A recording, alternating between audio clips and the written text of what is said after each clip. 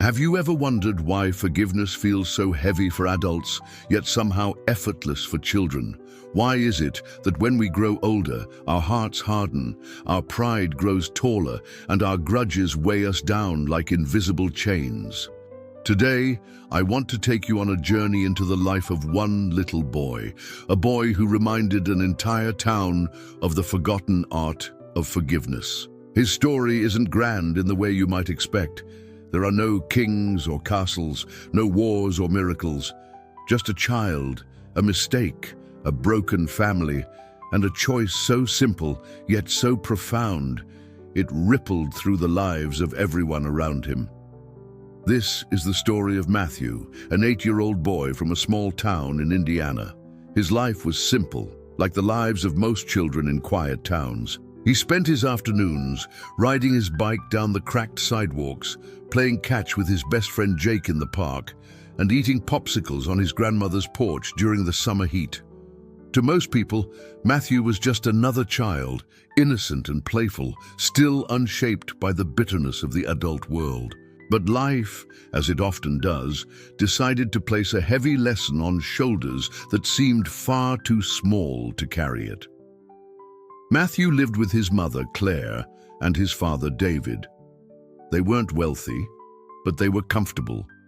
His mother worked as a nurse at the local hospital, often coming home late with tired eyes, but a soft smile that she reserved only for him. His father worked at a repair shop, his hands always stained with grease, but his heart steady and dependable.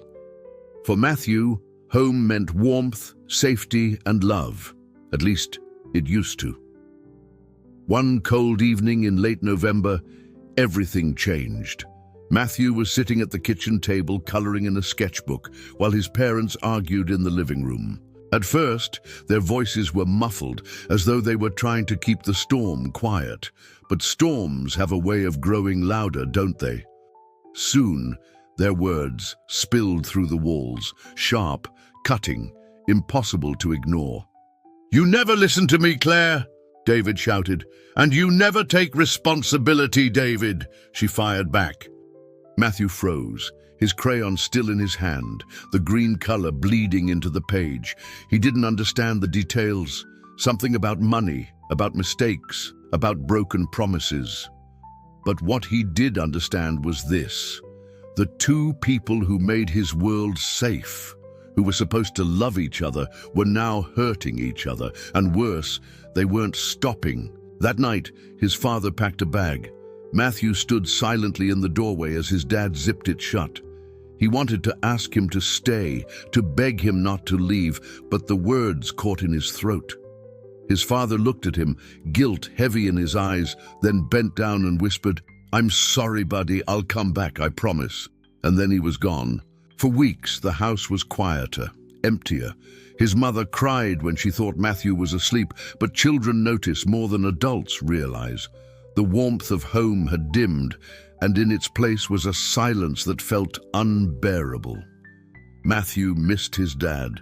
He missed the sound of his laughter, the way he would lift him onto his shoulders, the way he always smelled faintly of motor oil and peppermint gum. But along with missing him, Matthew felt something else. Anger. Why did his dad leave? Why did his mom cry every night? Why did everything good suddenly fall apart? And like many children do, he carried that anger quietly, letting it grow inside him. Months passed. Winter turned to spring, and still his father did not return. One afternoon, while playing in the park, Matthew overheard two adults talking. They spoke casually, not realizing the boy nearby was listening.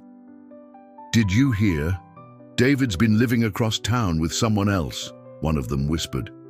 "Unbelievable. Poor Claire.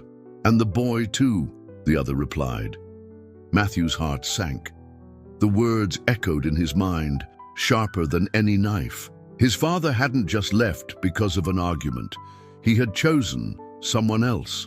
To an 8-year-old, betrayal is a word too big to understand, but pain isn't. And Matthew understood pain very well. When his father tried to call, Matthew refused to speak. When his father showed up at school one day with a gift, Matthew turned his back and walked away. He had decided in his small but determined heart that his father no longer existed. But here's where the story takes a turn.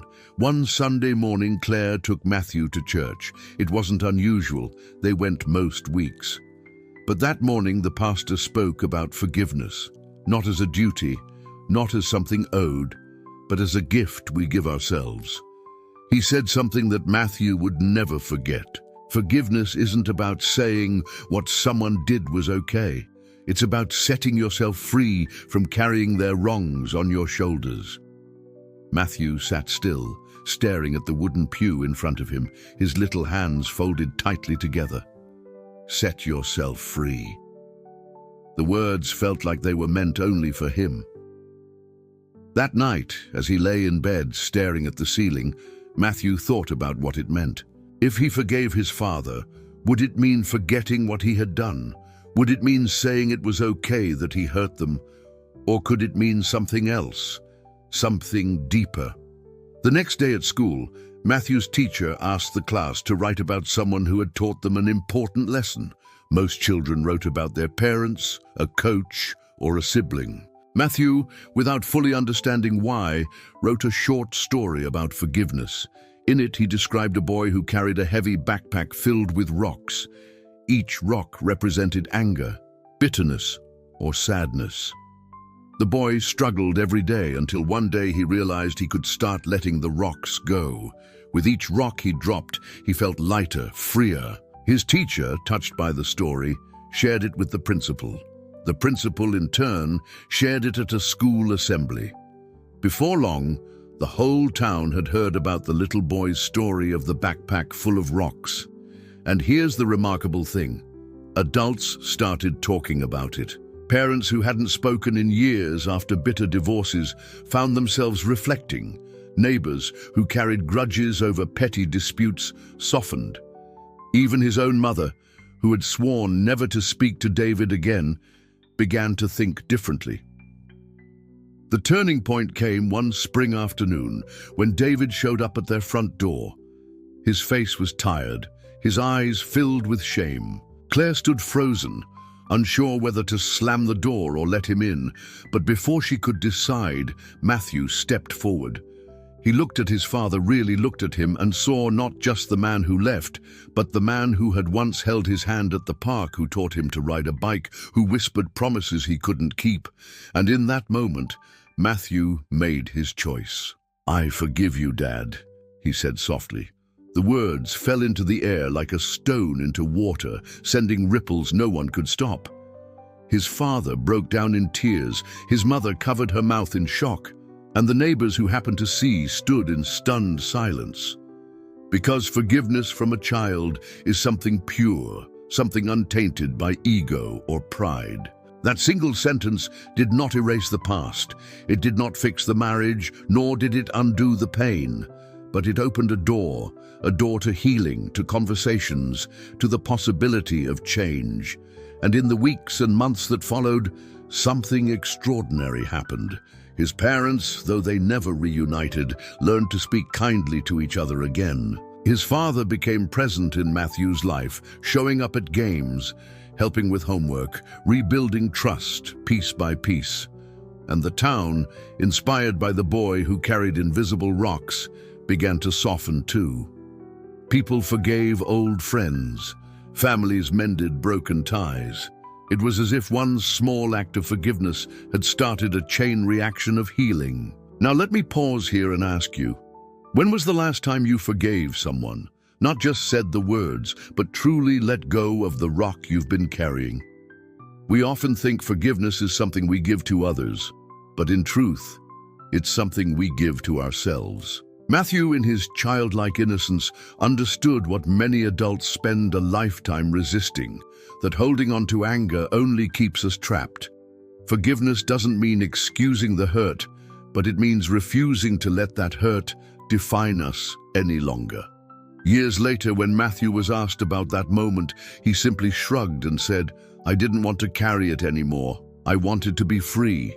And isn't that what we all want? To be free from the weight of bitterness, from the chains of resentment, from the endless cycle of pain. So today, Let Matthew's story be a reminder. Forgiveness may not change the past, but it transforms the future.